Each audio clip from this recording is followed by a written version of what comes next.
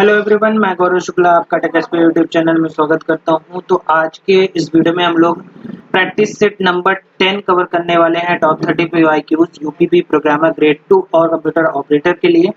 इससे पहले इस प्लेलिस्ट में हम लोगों ने 9 प्रैक्टिस सेट कंप्लीट किए हैं और ये हमारा 10वां प्रैक्टिस सेट है। और इसके बाद ट्राई करूंगा कि टॉप 10 में लेकर आने की, ताकि मैं जल्दी जल्दी ज़्यादा से ज़्यादा टॉपिक कवर कर सकूँ, क्योंकि वीकली में ये ज़्यादा टाइम ले लेता है। इस वजह से थोड़ा सा टाइम हमारा कम बचा है, जिसकी वजह से हमें ज़्यादा प्रैक्टिस सेट करनी होगी। तो टॉप 10 की सीरीज लेकर आ रहा हूँ, जिसमें हम लोग कंप्लीट करेंगे। तो आज के इस वीडियो में जो क्वेश्चन होने वाले हैं वो मैक्सिमम मैं ट्राई किया हूँ, जितने अच्छे क्वेश्चन हो सकते हैं उनको इन्वॉल्व किया हूँ। जो डिफरेंट डिफरेंट सोर्सेज से हैं उससे उठा कर लाया हूँ क्वेश्चन। बहुत ही अच्छे क्वेश्चन है, तो स्टार्टिंग से लास्ट तक वीडियो देखिएगा, ताकि आपको सारे क्वेश्चन का जो एक कह सकते हो कॉन्सेप्ट हो सके वो क्लियर हो सके, और क्वेश्चन किस लेवल के आ सकते हैं वो हमने इसमें डिस्कस किया है। तो चलिए बिना टाइम वेस्ट किए शुरू करते हैं आज का वीडियो। तो पहला क्वेश्चन है, in which cyber attack an application accept user input and allow these input to enter database shell command और operating system making the application susceptible. अब ध्यान से समझिएगा, जब हम बात करते हैं एसक्यूएल इंजेक्शन की, आपको पता है एसक्यूएल इंजेक्शन एक बहुत ही अच्छा टूल होता है, और कह सकते हो कि एथिकल हैकिंग में सबसे पहले हम लोगों को एसक्यूएल इंजेक्शन ही सिखाया जाता है। तो यहाँ पे जब डेटाबेस की बात करते हैं तो एसक्यूएल इंजेक्शन की बात आती है, सेल कमांड की बात आती है, तो ऑप्शन नंबर 1 क्या हो जाएगा, इसका करेक्ट हो जाएगा। क्लियर है ये चीज। चलिए नेक्स्ट क्वेश्चन में मूव करते हैं। In order to store a matrix we need dimensional array. तो आपको पता है कि मैट्रिक्स जो होता है उसमें एक ये हमारे क्या होते हैं, जैसे अगर मैं इस रो 1 की बात करूं, ये हमारे क्या है, रो 1 के ही डेटा होते हैं, और फिर इसमें यहाँ 2 होता है, यहाँ 3 होता है। बाकी अगर मैं इसकी बात करूँ तो ये होते हैं हमारे कॉलम 1 यानी C1 C2 और ये C3। तो आप देखो कि हमारे दो टाइप के डेटा होते हैं, एक हमारा रो होता है जो रो स्टोर करने के लिए होता है, और एक हमारा होता है कॉलम। तो एरे में अगर मैं बात करूं तो कितने एरे की नीड होती है, हमारे 2 डायमेंशन एरे की। तो ऑप्शन नंबर 1 क्या हो जाएगा, इसका करेक्ट हो जाएगा। क्लियर है ये चीज। चलिए नेक्स्ट मूव करते हैं। क्वेश्चन नंबर 3 है, in a table has 5 tuple and 7 attribute, then what will be the degree and cardinality. तो किसी भी टेबल में, किसी भी टेबल की जो रो एंड कॉलम होती है उनको हम लोग क्या बोलते हैं, तो नंबर ऑफ रो, ठीक है, नंबर ऑफ रो, या फिर इसको हम बोलते हैं नंबर ऑफ टपल। ठीक है, नंबर ऑफ रो या नंबर ऑफ टपल्स, इसको हम लोग क्या बोलते हैं, इसको बोलते हैं कार्डिनलिटी। ठीक है, ये क्वेश्चन कई बार पूछा जाता है, इसलिए इसको ध्यान रखिएगा। नंबर ऑफ कार्डिनलिटी यानी कार्डिनलिटी कितने है उस टेबल में, number of row, number of tuple, या नंबर ऑफ रिकॉर्ड्स भी बोले जाते हैं। वहीं अगर मैं कॉलम की बात करूं, यानी नंबर ऑफ कॉलम्स, ठीक है, नंबर ऑफ कॉलम्स या नंबर ऑफ एट्रीब्यूट्स भी बोला जाता है, नंबर ऑफ एट्रीब्यूट्स। ठीक है, ये क्या होता है, इसको हम बोलते हैं क्या, इसको बोलते हैं डिग्री। तो अकॉर्डिंग टू क्वेश्चन जो डिग्री है हमारी वो दी हुई है, 7 एट्रीब्यूट है, तो डिग्री हो जाएगी हमारी 7। वहीं कार्डिनलिटी हमारी दी हुई है, यानी टपल दिया हुआ है 5, तो डिग्री 7 कार्डिनलिटी 5, यानी ऑप्शन नंबर 1 क्या हो जाएगा, करेक्ट है।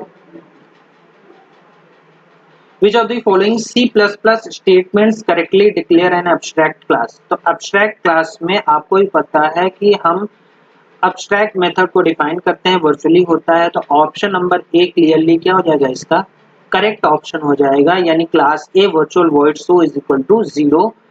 तो ये हमारा क्या हो जाएगा, abstract क्लास का एक एग्जाम्पल हो जाएगा। क्लियर है ये चीज। चलिए नेक्स्ट क्वेश्चन में मूव करते हैं। Question number 5, what is the communication device which combine transmission from several device into one channel? तो आपको भी पता है कि several device और one channel में अगर मैं बात करूं तो जो हमारा mux होता है, ठीक है, mux होता है, ये क्या होता है, इसको हम बोलते हैं mux। तो mux का क्या काम, मल्टीप्लेक्सर जिसको बोला जाता है, मल्टीप्लेक्सर सेवरल डिवाइस से क्या करता है, एक चैनल में लेकर जाता है, जिसको हम मल्टीप्लेक्सर बोलते हैं। तो ऑप्शन नंबर 3 क्या जाएगा, इसका सही हो जाएगा, करेक्ट आंसर हो जाएगा। क्लियर है ये चीज। चलिए नेक्स्ट में मूव करते हैं। नेक्स्ट क्वेश्चन है हमारा, in SQL like condition allow you to use wild card character to perform matching, which of the following is a valid wild card character. तो मैं आपको बता दूं इसमें जो हमारा परसेंटाइल होता है ये होता है स्ट्रिंग मैचिंग का काम करता है, ठीक है। स्ट्रिंग मैचिंग, या फिर आप इसको ऐसे भी कर सकते हो, मैचिंग के जगह पैटर्न मैचिंग भी बोल सकते हो, पैटर्न को मैच करता है।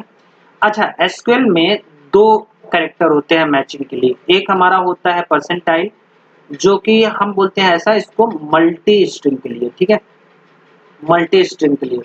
वहीं अगर दूसरा जो कैरेक्टर होता है वो हमारा अंडरस्कोर होता है, ठीक है, अंडरस्कोर होता है, इसको बोलते हैं वन कैरेक्टर मैचिंग या वन कैरेक्टर, हाँ वन कैरेक्टर मैचिंग। तो वन कैरेक्टर अगर मैच करवाना है, देखो जैसे मैंने बोला कि अल्फाबेट ए से स्टार्ट हो रहा है, अब ए से स्टार्ट होने का मतलब यह है उसके बाद मल्टीपल कैरेक्टर आ सकते हैं, तो वहां पे मैं मान लो ए से स्टार्ट हो रहा था, ए के बाद परसेंटाइल लगाऊंगा। बट अगर मैंने कहा कि नहीं ए से मान लो कि किसी भी नेम का मुझे 6 कैरेक्टर का नेम है, 5 कैरेक्टर मालूम हो, लास्ट कैरेक्टर ना मालूम हो, तो मैं वहां पे परसेंटाइल की जगह क्या लिखूंगा, केवल डैश लिखूंगा लास्ट में, ताकि वही नेम मैच हो जिसके लास्ट कैरेक्टर 5 कैरेक्टर मैच होने के बाद लास्ट वाला मैच हो या होने की प्रोबेबिलिटी। तो ऐसे में वन कैरेक्टर मैच करवाना है या फिर मल्टी कैरेक्टर मैच करवाना है, ये चीज आपको ध्यान रखनी होगी, ठीक है। तो ऑप्शन नंबर 4 क्या हो जाएगा, इसका करेक्ट हो जाएगा। चलिए नेक्स्ट क्वेश्चन मूव करते हैं। Which one of the following is not related to normal forms? तो आपको भी पता है कि जो नॉर्मल फॉर्म होते हैं, नॉर्मलाइजेशन होता है एक्चुअली में, ये क्यों होता है, ये क्वेश्चन इसी के रिगार्डिंग है। जो नॉर्मलाइजेशन रूल होता है, मैं आपको बता दूं कि जब हमारा डेटाबेस होता है, डेटाबेस में जो टेबल्स होती हैं, उस टेबल्स में प्रोबेबिलिटी, डेटा डुप्लीकेशन और जो डेटा मल्टी वैल्यू होती है, इन सब की चीज़ों को रिमूव करने के लिए, यानी नॉर्मलाइज करने का सेंस ये होता है कि डेटा जितना ज़्यादा एक्यूरेट होगा, जितना ज़्यादा यूनिक होगा, उतनी ही जल्दी डेटा एक्सेस हो पाएगा। यही रीज़न है नॉर्मलाइजेशन जरूरी होता है। अब इस क्वेश्चन के अकॉर्डिंग हम एक एक करके क्या करेंगे, क्वेश्चन को पढ़ेंगे और उसके अकॉर्डिंग देखेंगे, मतलब जो ऑप्शन है इसका, all fields with in a table must relate और डायरेक्टली डिस्क्राइब द प्राइमरी की। तो ये हमारा क्या है, ये क्या कहते हैं, सही हो जाएगा। मतलब अगर मैं ट्रू फॉल्स के अकॉर्डिंग बोलूँ तो जो फॉल्स होगा वही हमारा आंसर क्या होगा, सही होगा। क्लियर है। दूसरा है repeating group must be eliminated from table, बिल्कुल सही, रिपीट जितने भी हैं उनको हम एलिमिनेट करेंगे। थर्ड है हमारा field that contain non numeric data are to remove and place within their own table with associate primary key. ऐसा कोई रूल नहीं है कि नॉन न्यूमेरिक डेटा को रिमूव कर दिया जाए, तो ऑप्शन नंबर थर्ड क्या हो जाएगा, हमारा फॉल्स हो जाएगा। और लास्ट क्या है, redundant data to be eliminated by placing the offending field to another table, नहीं, ये भी हमारा क्या हो जाएगा, ट्रू हो जाएगा। ऐसा मतलब हम कह सकते हैं जो रिडंडेंट डेटा है उसको एलिमिनेट कर देते हैं और दूसरे टेबल में उसको रिमूव कर देते हैं, फिर दोनों टेबल के बीच रिलेशन बनाते हैं, तो ये भी हमारा ऑप्शन क्या हो जाएगा, करेक्ट हो जाता है। अकॉर्डिंग टू ऑप्शन हमारा थर्ड ऑप्शन क्या होगा, करेक्ट होगा। दैट मीन्स कि ये नॉर्मलाइजेशन का रूल नहीं होता है, ठीक है। चल नेक्स्ट क्वेश्चन में मूव करते हैं। Which variable is accessible in main function. अब ये कह रहा है कि इसमें से कौन सा ऐसा क्या कहते हैं वेरिएबल है जो मेन फंक्शन में क्या होगा, एक्सेसिबल होगा। ये रूल है हमारा modifier, access modifier visibility rule से है।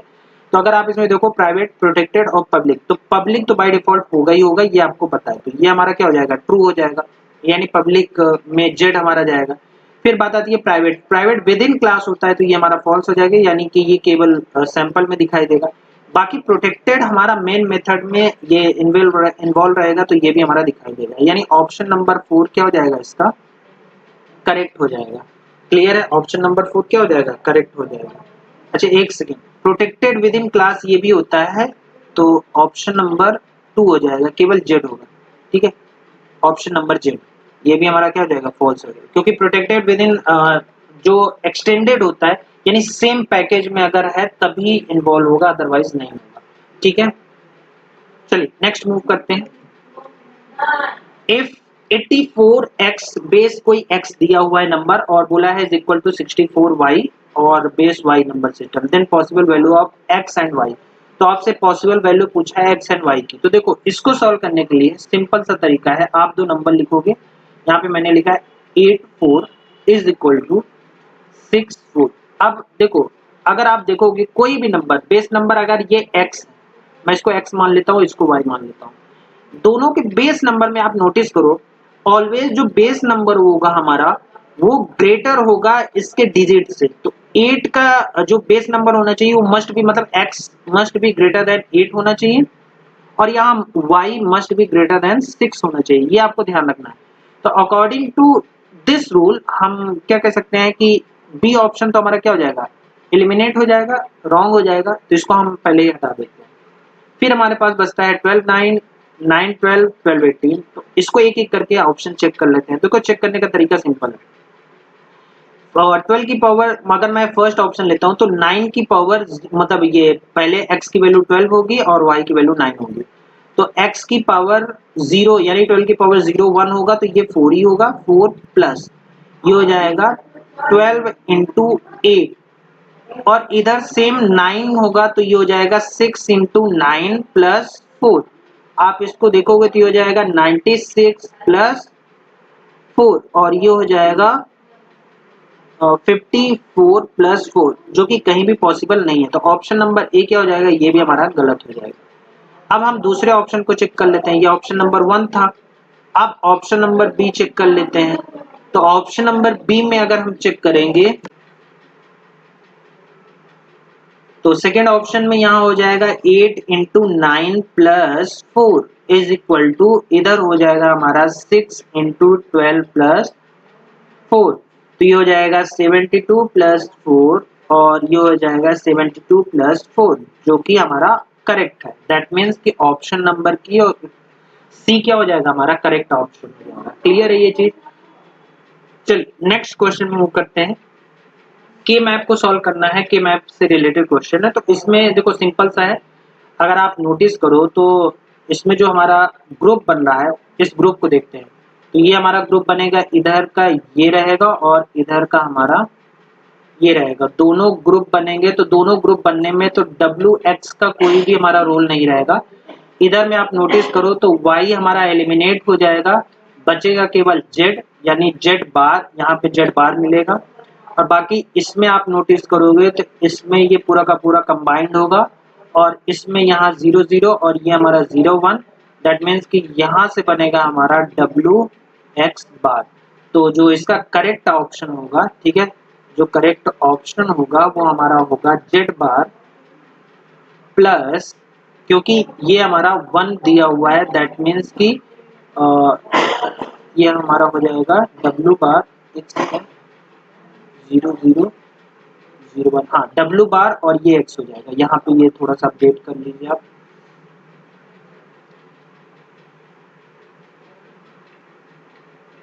ये हो जाएगा हमारा W बार X हो जाएगा। ठीक है, इसको W बार X कर लीजिए। ठीक, क्लियर है। ऑप्शन नंबर क्या हो जाएगा, डी हमारा इसका करेक्ट हो जाएगा। चलिए नेक्स्ट क्वेश्चन में मूव करते हैं। अब ये क्वेश्चन हमारा बहुत ही अच्छा क्वेश्चन है। देखो आप इसमें देखो तो हमारे पास 3 एक्सॉर गेट हैं, और 2 में नॉट लगा हुआ है और एक में हमारा सिंपल एक्सॉर है।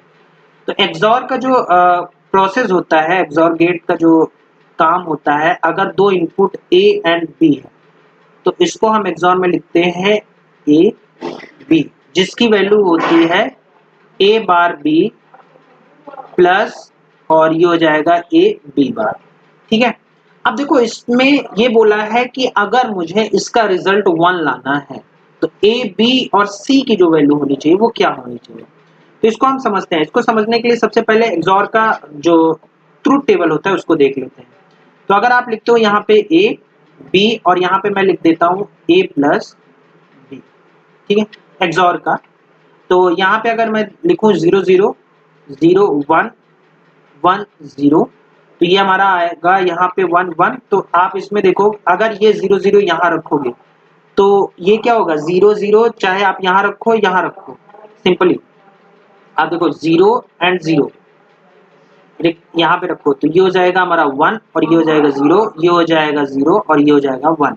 तो दोनों की जो वैल्यू आएगी प्लस में वो क्या आएगी, 0 आएगी। तो इसको हम डायरेक्टली 0 लिख देते हैं। सिमिलर 1 में अगर आप देखो तो एक यहाँ पे अगर 1 है तो ये 0 हो जाएगा, ये 1 प्लस ये हमारा 1 है और ये 0 हो जाएगा। तो इसका भी रिजल्ट क्या आएगा, 0 आएगा। तो मतलब ये भी 0। बट इसमें अगर आप देखोगे तो इसमें दोनों में क्या आ जाएगा, 1 आएगा। अब नोटिस करने वाली बात ये है कि दोनों में आप देखो कोई अगर एक 0 है और दूसरा 1 है तो उसमें क्या होता है, हमारी जो वैल्यू हाई होती है।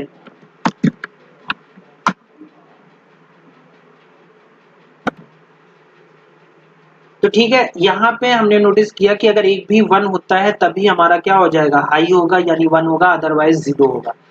सेम इनपुट चाहे 1 हो चाहे 0, दोनों के लिए हमारा क्या होगा, 0 होगा। अब इसके आगे बढ़ते हैं। देखो इसमें अगर आप नोटिस करो तो अगर मैं एक एक ऑप्शन को लेता हूँ, ठीक है, यहाँ पे ए ले लेता हूँ, यहाँ पे बी ले लेता हूँ, यहाँ पे सी ले लेता हूँ, ठीक है, इस वाले के लिए हम लोग यूज करते हैं। तो देखो ए बी सी में देखो दोनों अगर हाई होंगे, अगर मैं पहले ऑप्शन पे लेता हूँ तो दोनों अगर जैसे 1 और 1 है और सी भी हमारा क्या है, 0 है, तो आप देखो कि अगर मैं इसको थोड़ी देर के लिए मान लेता हूँ, एक ए प्लस जो मतलब ए एब्सॉर्ब बी है, ठीक है, इसकी वैल्यू होती है A bar B plus A B bar, जो कि मैंने यहाँ से अभी नोटिस किया, आप देख पा रहे हो कि 0 1 और 1 0 की वैल्यू हाई आ रही है। अब इसको अगर मैं मान लूँ P, ठीक है, इसको मान लेता हूँ मैं P, इसको मान लेता हूँ Q, ठीक है, तो एक को P मान ले रहा हूँ और एक में इसी में अगर मैं बार लगा दूं यानी A प्लस मतलब A एब्सॉर्ब B तो है, बट इसमें क्या है, नॉट लगा हुआ है, तो A bar B plus A B बार और इसी का होल बार है। मैं ऐसा कह सकता हूँ P का बार, तो इसको मैं मान लेता हूँ Q, ठीक है। तो अगर आप यहाँ नोटिस करो तो इसके बजाय मैं लिख सकता हूँ P Q और C, ताकि आपको देखने में आसानी हो, ठीक है। इसको मैंने P मान लिया, तो मैं टेबल बनाऊंगा P Q और C। तो देखो अगर पहला ऑप्शन लेते हैं तो जहां पे A की वैल्यू हमारी क्या होगी 1, B की वैल्यू होगी 1 और C की वैल्यू होगी 0, ठीक है। तो अब आप इसमें नोटिस करो कि P की वैल्यू हमारी क्या होगी, P की वैल्यू, क्योंकि मैंने अभी जस्ट बताया है कि अगर दोनों हाई होते हैं तो 0 होता है, तो P की वैल्यू 0 होगी, Q की वैल्यू जस्ट अपोजिट होगी 1 और C की वैल्यू हमारी दी हुई 0। अब देखो यहाँ पे नोटिस करने वाली बात यह है कि यहाँ ये भी क्या है, हमारा नॉट लगा हुआ है, तो नॉट लगने का मतलब ये है कि अपोजिट आएगा रिजल्ट। अब एक रूल होता है XOR का कि अगर मैं तीनों की बात करूं, तीनों को कंबाइन करेंगे तो 3 इनपुट में आपको ये ध्यान रखना है कि नंबर ऑफ वंस क्या होने चाहिए, अगर ऑड होते हैं, ध्यान रखिएगा, अगर नंबर ऑफ वंस ऑड होते हैं तो इसका रिजल्ट हाई आएगा यानी 1 आएगा, अदरवाइज 0 देगा। तो इसमें जो नंबर ऑफ वंस क्या है, ऑड है, तो इसका रिजल्ट आएगा 1, तो रिजल्ट नॉट में 0 हो जाएगा। सिमिलर दूसरा ऑप्शन चेक करते हैं, तो इसमें a इज इक्वल टू हमारा 1 दिया हुआ है, b इज इक्वल टू 0 दिया हुआ है और c इज इक्वल टू 0। तो इसमें देखो दो इनपुट हमारे क्या है, मतलब 1 0 के फॉर्म में है, तो p का जो रिजल्ट आएगा, p का रिजल्ट क्या आएगा, p का रिजल्ट हमारा आएगा 1, तो यहाँ पे हमने लिख दिया p का रिजल्ट 1, ठीक है।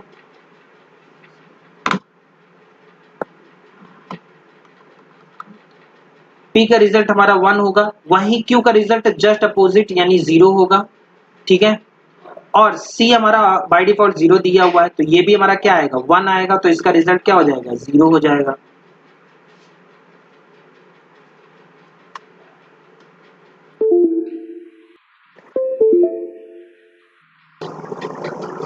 तीसरा ऑप्शन देखते हैं। तीसरे ऑप्शन में A इज इक्वल टू हमारा क्या है, 0 है, B इज इक्वल टू क्या है हमारा 1 है और C इज इक्वल टू क्या है 0 है। तो इसमें देखो, इसमें भी आप सिमिलर देखोगे तो ये क्या आएगा, पहला 1 देगा, जो P की वैल्यू है ये क्या आएगा 1 आएगा, और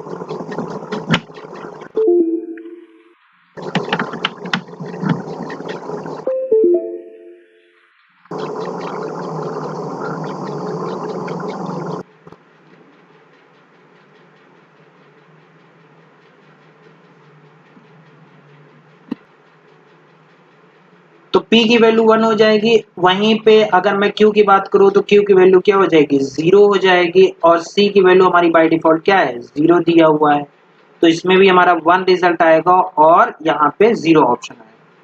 फिर बात करते हैं फोर्थ ऑप्शन जो हमारा दिया हुआ है, A इज इक्वल टू क्या है 0, B इज इक्वल टू क्या है 0 और C इज इक्वल टू दिया हुआ है हमारा 1। तो अगर हम इसको देखेंगे तो इसमें क्या होगा, देखो दोनों वैल्यू अगर लो या हाई होती हैं तो रिजल्ट हमारा क्या आएगा, 0 आएगा, इसका रिजल्ट 1 आएगा और सी की वैल्यू भी 1 है। तो यहाँ पे नंबर ऑफ 1 क्या है, हमारे इवन है, और नंबर ऑफ 1 इवन है तो इसका रिजल्ट क्या आएगा, हमारा 0 आएगा, और जिसका आउटपुट क्या हो जाएगा, 1 हो जाएगा। ऑप्शन नंबर डी क्या हो जाएगा, हमारा करेक्ट हो जाएगा इस क्वेश्चन के अकॉर्डिंग। देखो, क्वेश्चन को समझने के लिए आपको एक्सॉर गेट का बेसिक नॉलेज होना चाहिए। इसमें मैंने एक्सॉर गेट को ही एक्सप्लेन किया है। एक्सॉर गेट से मैंने दो इनपुट पी एंड क्यू निकाला, और पी एंड क्यू निकालने के बाद सी के कॉम्बिनेशन से मैंने फिर उसका एक्सॉर निकाला है और उसका नॉट निकाला है। अब इसमें नोटिस करने वाली बात यह है कि जो रूल था हम सॉल्व करें ट्रेडिशनल मेथड से सॉल्व कर सकते हैं पूरा इक्वेशन बना के, जो कि बहुत ज्यादा लंबा हो जाएगा। तो ये एक बार नंबर ऑफ वंस से हम लोग काउंट कर रहे हैं। तो अगर नंबर ऑफ वंस हमारा ऑड होता है तो रिजल्ट हमारा 1 आएगा, हाई आएगा। अगर इवन होता है रिजल्ट हमारा 0 आएगा। तो ये बेसिक हमारा रूल था। आई होप आप लोगों को समझ में आएगा। चलिए नेक्स्ट क्वेश्चन मूव करते हैं। ये हमारा एक सी का क्वेश्चन है जिसमें ये बोला हुआ है कि अगर 9 परसेंटाइल 5 करते हैं तो इसका रिजल्ट क्या आएगा। तो आपको बता दो, इसको हम लोग बोलते हैं मॉडुलस ऑपरेटर या रिमाइंडर ऑपरेटर। ठीक है, तो मॉडुलस या रिमाइंडर ऑपरेटर का मतलब क्या होता है, इसको देख लेते हैं। मॉडुलस या रिमाइंडर ऑपरेटर का मतलब ये होता है कि जब हम डिवाइड करते हैं तो जो रिमाइंडर आता है, तो 9 को 5 से डिवाइड करने पर रिमाइंडर जो आएगा वो 4 आएगा। तो ऑप्शन नंबर क्या हो जाएगा, सी इसका करेक्ट हो जाएगा। क्लियर है। चलिए नेक्स्ट क्वेश्चन मूव करते हैं। In C programming language x minus is equal to y plus 1, जिसको ऑगमेंटेड असाइनमेंट ऑपरेटर बोला जाता है। और इसका जो एग्जैक्टली मतलब होता है, इसको समझने के लिए आप ऐसे लिखो कि अगर मैंने लिखा x plus is equal to y, इसका मतलब होता है हमारा x is equal to x plus y। तो अकॉर्डिंग टू दिस रूल हम लिख सकते हैं x minus is equal to y plus 1। इसका मतलब है कि x is equal to x minus y minus 1। तो ऑप्शन नंबर क्या हो जाएगा, सी इसका करेक्ट आंसर हो जाएगा। क्लियर है। चलिए नेक्स्ट मूव करते हैं। इन हेक्स नंबर cd.ef16 इन ऑक्टेल नंबर सिस्टम, आपको ऑक्टेल नंबर सिस्टम में इसको क्या करना है, कन्वर्ट करना है। अब देखो, अगर आप ट्रेडिशनल मेथड से करने जाओगे तो बहुत ज्यादा टाइम लग जाएगा। तो आपको क्या करना है, आपको करना है कि जो भी हमारा बीसीडी फॉर्मेट होता है, बीसीडी फॉर्मेट को क्या करना है, अप्लाई करना है। कैसे अप्लाई करेंगे, आपको अप्लाई करना है जैसे सी लिखा हुआ है, डी लिखा हुआ है, डॉट ई लिखा हुआ है, एफ लिखा हुआ है। तो आप इसको क्या करोगे, सी को हम लोग 12 से काउंट करते हैं, ये हमारा 13 हो गया, 14 हो गया, और ये हमारा क्या हो गया, 15 हो गया। क्लियर है ये चीज। ठीक है। अब इसके बाद आपको बीसीडी नंबर में चेंज करने के लिए क्या करना पड़ेगा, इसको चेंज करने के लिए आपको 12 को अगर हम चेंज करेंगे किस में, बाइनरी सिस्टम में, तो ये हो जाएगा 8। अब 4 डिजिट बीसीडी में रहेगा तो 8 4 और 0 0। यही 13 के लिए 8 4 0 1। 14 के लिए हमारा हो जाएगा 8 4 2 0, और 15 के लिए हमारे चारों हाई हो जाएंगे। ठीक है। अब इन चारों, क्योंकि देखो हमारे पास ट्रेडिशनल मेथड से कन्वर्ट करने का प्रोसेस तो है, लेकिन यहाँ पे आपको ध्यान देने वाली बात यह है कि हम लोग इधर से 3 3 का क्या है, ग्रुप बना लेंगे। तो अगर आप 3 3 का ग्रुप बनाओगे तो 3 का ग्रुप यहाँ बनेगा, फिर यहाँ बनेगा, और यहाँ एक कम पड़ रहा है तो हम 0 ऐड कर लेंगे। वहीं अगर मैं डॉट के इधर साइड जाऊंगा तो ऑक्टल में मैं कन्वर्ट कर रहा हूँ, इसलिए 3 का कंबाइन कर रहे हैं। तो इधर से 3 का क्या करेंगे, बना लेंगे ग्रुप। तो इधर से इधर हमने बनाया ये दूसरा, और ये हमारा तीसरा, तो 0 इधर हो जाएगा। अब इस ग्रुप को हम लोग क्या करेंगे, लिखेंगे। तो इधर ये हो जाएगा हमारा 3। फिर अगर मैं इसको लिखना चाहूँ तो इसको लिख सकता हूँ 1, और फिर इसको लिख सकता हूँ 4 प्लस 1 दैट मीन्स की 5, डॉट इसको लिख सकता हूँ हमारा 7। ठीक है, इसको लिख सकता हूँ हमारा 3, और इसको 4 एंड 2 क्या हो जाएगा, 6 हो जाएगा। तो ये हमारा क्या हो गया, ऑक्टेल में कन्वर्ट हो गया। तो ऑप्शन नंबर ए क्या हो जाएगा, इसका करेक्ट ऑप्शन हो जाएगा। क्लियर है ये चीज, आई होप आप लोगों को समझ में आया होगा। चलिए नेक्स्ट मूव करते हैं। The operation 35 plus 26 is equal to 63 is true in the number system with radix. आपको क्या करना है, इस इक्वेशन में रेडिक्स फाइंड आउट करना है कि कौन सा रेडिक्स हमारा सही होगा। तो इस इक्वेशन में रेडिक्स कैसे फाइंड आउट करेंगे उसको देखते हैं। देखिए सबसे पहले आपको क्या करना है, सिंपली इक्वेशन को लिख लेना है। तो हमने लिखा 3 5 प्लस 2 6 इज इक्वल टू 63। 3। थोड़ा सा गैप इसलिए बना के रखा हूं ताकि आपको इजीली समझ में आए। देखो ऑप्शन नंबर ए अगर हम रखते हैं यानी 7 रखते हैं तो 7 में क्या होगा, ये हो जाएगा 3 इंटू 7 प्लस 5 प्लस ये हो जाएगा 2 into 7 plus 6 is equal to 6 into 7 plus 3। अब आप इसको देखो तो क्या होगा, ये हो जाएगा 26 प्लस ये हो जाएगा 14 प्लस 6 क्या हो जाएगा, ये हमारा हो जाएगा 20 इज इक्वल टू 42 प्लस 3। तो अगर आप इसको नोटिस करो तो ये हमारा रिजल्ट क्या हो जाएगा, फॉल्स हो जाएगा। वहीं अगर मैं ऑप्शन बी को देखूं यानी 8 को, तो इसके लिए हो जाएगा हमारा 24 प्लस 5 और इसमें हो जाएगा प्लस ये हो जाएगा 8 इंटू 2 यानी 16 प्लस 6 दैट मीन्स की 22 इज इक्वल टू 48 प्लस 3। तो अगर आप इसको नोटिस करो तो ये 29 हो गया, 29 टू 31 51, तो ये ऑप्शन आएगा 51 और इधर भी ये क्या आएगा ऑप्शन नंबर 51। तो ये इक्विवेलेंट हो गया, दैट मीन्स कि रेडिक्स बी क्या हो जाएगा हमारा ऑप्शन करेक्ट हो जाएगा। क्लियर है ये चीज। चलिए नेक्स्ट क्वेश्चन मूव करते हैं। Next question, what is the output of main function. एक कोई फंक्शन दिया हुआ है और आपसे आउटपुट पूछा है। देखो कई बार क्वेश्चन घुमाने के लिए आपको बहुत सारी चीजें देता है बट आपको कंफ्यूज नहीं हो। अगर आप इस क्वेश्चन में देखोगे तो चलो मैं यहाँ पे 2 इंटीजर वैल्यू दी हुई है और 2 हमारी कैरेक्टर वैल्यू दी हुई है, बट अगर आप इस लाइन में देखोगे तो इस लाइन में ये टर्मिनेट किया हुआ है, दैट मीन्स कि इस इफ का कोई भी लेना देना नहीं है। तो ऑप्शन जो हो जाएगा यानी जो सिंपल सा प्रिंट होगा वो स्टेटमेंट हमारा क्या होगा, एग्जीक्यूट होगा। तो इसमें ऑप्शन नंबर सी क्या हो जाएगा, प्रिंट हो जाएगा डायरेक्टली। अब होता क्या है कि इस इफ के लिए हम लोग ए बी एक्स वाई की वैल्यू पर ध्यान देते हैं और उसमें चीजें वहीं पे थोड़ा सा मैसअप हो जाता है, तो आपको इसको इग्नोर करना है। आपको ध्यान रखना है कि अगर टर्मिनेट किया हुआ है तो उसका कोई भी रोल नहीं है। ठीक है, तो ऑप्शन नंबर सी इसका क्या हो जाएगा, करेक्ट हो जाएगा। चलिए नेक्स्ट क्वेश्चन मूव करते हैं। Output of the following programme is, तो एक प्रोग्राम दिया हुआ है स्टैटिक वेरिएबल, ये आपको ध्यान रखना है, एक वेरिएबल जिसकी वैल्यू 6 दिया हुआ है। मैं ले रहा हूँ वेर की वैल्यू 6 दिया हुआ है और आपसे कह रहा है कि ये वेर प्रिंट होगा और एक चीज ध्यान रखना है कि डिक्रीमेंट हो रहा है, तो पहले 6 प्रिंट होगा क्योंकि यहाँ पे इफ वेरिएबल है तो वो प्रिंट होगा। अब ये मेन फंक्शन को बार बार रिकॉल कर रहा है जब तक 0 ना हो जाएगा, तो 6 होगा, 5 होगा, 4 होगा, 3 होगा, 2 होगा, 1 होगा और जैसे ही 0 होता है ये टर्मिनेट हो जाएगा। तो ऑप्शन नंबर सी क्या हो जाएगा, करेक्ट हो जाएगा। इजी क्वेश्चन था ये वाला, ज्यादा उतना टफ नहीं था। ठीक है, नेक्स्ट क्वेश्चन मूव करते हैं। Extern int a is equal to 30 और प्रिंट किया हुआ है ए को। अब इस क्वेश्चन में अगर नॉर्मली आपने थोड़ा सा जल्दी से इसको अटेम्प्ट किया तो जाहिर सी बात आप इसको गलत कर दोगे। रीजन इसका मैं बताऊं, ये जो एक्सटर्न लगा हुआ है ना, इस एक्सटर्न का बहुत बड़ा रोल है। जब आप अपने प्रोग्राम में किसी एक्सटर्नल कह सकते हो वेरिएबल का यूज करते हो, किसी अदर फाइल के वेरिएबल का यूज करते हो, तो वहां पे आपको उसको क्या करना पड़ेगा, उसको लोड करना पड़ता है। तो यहाँ पे जो जिस प्रोग्राम का जो आउटपुट आएगा वो ऑप्शन नंबर डी हो जाएगा, लिंकर एरर आएगा, क्योंकि इसकी वैल्यू जिस फाइल में है वो फाइल हमारी अपलोड की ही नहीं गई है। तो ऑप्शन नंबर डी क्या हो जाएगा, इसका करेक्ट हो जाएगा। ये आपको ध्यान रखना है। क्लियर है ये चीज। चलिए नेक्स्ट मूव करते हैं। फिर दिया हुआ है मेन हमारा एक फंक्शन है और उसके अंदर पीटी नाम के फंक्शन को बार बार रिकॉल किया गया। तो मैं आपको बता दूं स्टैटिक वेरिएबल जो होता है, स्टैटिक वेरिएबल में जो इनिशियल वैल्यू होती है, डिफॉल्ट वैल्यू होती है, वो 0 होती है।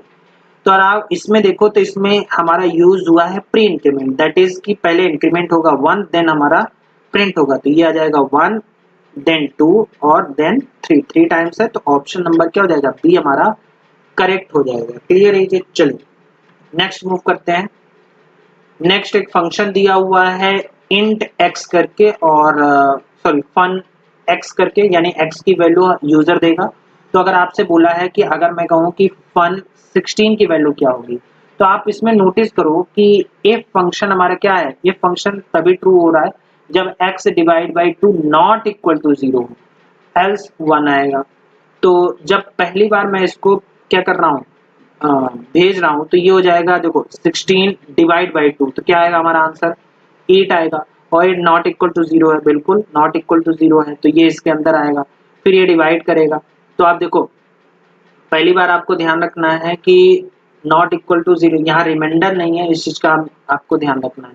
तो इसमें जो ऑप्शन आएगा ये फिर फन को कॉल कर रहा है और ये फन को तब तक कॉल करता रहेगा, यानी 4 आएगा, फिर 2 आएगा और फिर हमारा क्या आएगा, 2 को डिवाइड करेंगे तो 1 आएगा और फिर 1 को डिवाइड करेंगे तो 0 आएगा। तो जो 0 आता है 0 से रिटर्न मिलेगा 1, क्योंकि ये रिकर्सिव कॉल है इसलिए सबसे पहले 1 आएगा। देन उसके बाद क्योंकि हर बार हमारा क्या है 1 2 3 ऐसे 4 8 आ रहा है, तो इसका रिमाइंडर आ रहा है, तो रिमाइंडर हमारा क्या है 0 आ रहा है, तो हर बार क्या आएगा रिमाइंडर जितने भी है 1 2 3 4, तो हमारा 4 टाइम्स क्या हो जाएगा 0 आ जाएगा। ऑप्शन नंबर डी क्या हो जाएगा, करेक्ट हो जाएगा।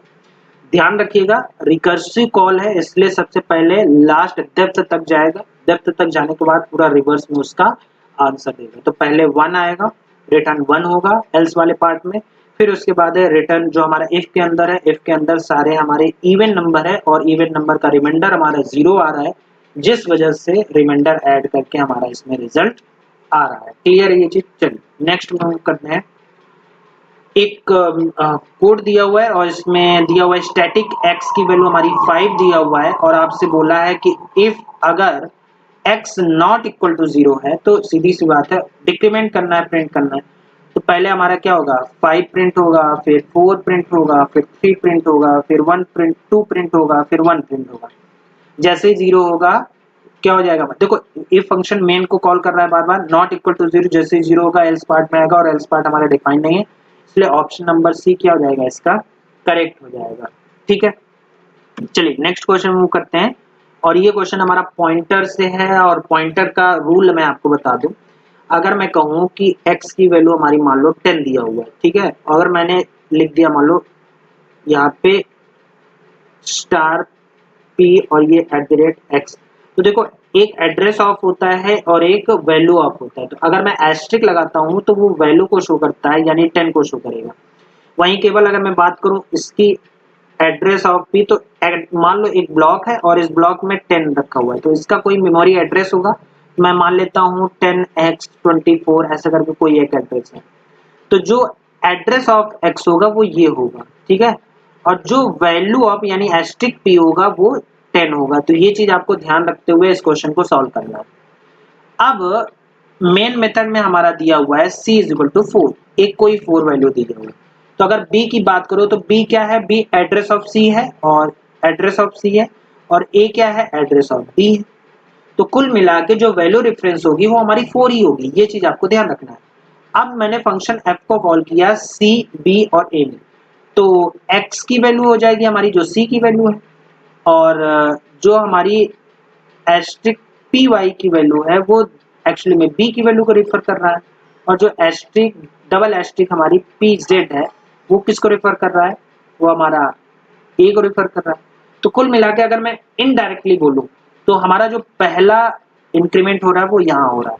तो आप ध्यान से समझिएगा, z की जो वैल्यू आएगी वो एस्ट्रिक पी जेड है, तो यहाँ पे क्या हो जाएगा 4 + 1 दैट मीन्स कि 5 हो जाएगा।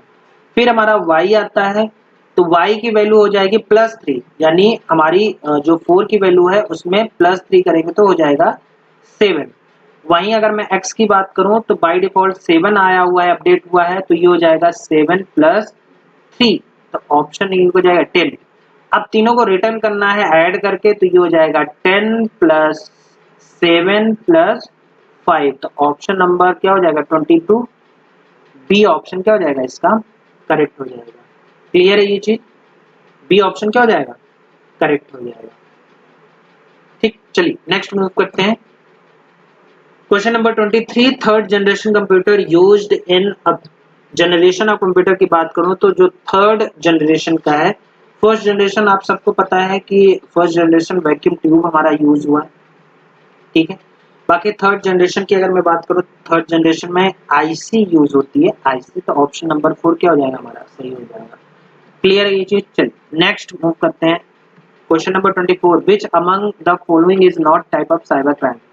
अगर मैं बात करूँ कि इसमें से कौन सा साइबर क्राइम के अंडर में नहीं आता है, तो सीधे सी बात है साइबर एक्सट्रॉक्शन होता है, डेटा ब्रीच होता है, फिशिंग होता है, लेकिन करप्शन तो हमारा भाई घूसखोरी तो नॉर्मली होती है, ये साइबर में थोड़ी आता है। तो ऑप्शन नंबर 4 क्या हो जाएगा हमारा करेक्ट हो जाएगा। बाकी ये सारे क्या है साइबर क्राइम। चलिए नेक्स्ट मूव करते हैं। What is the output of the following programme. ये भी सिंपली उसी टाइप का क्वेश्चन है।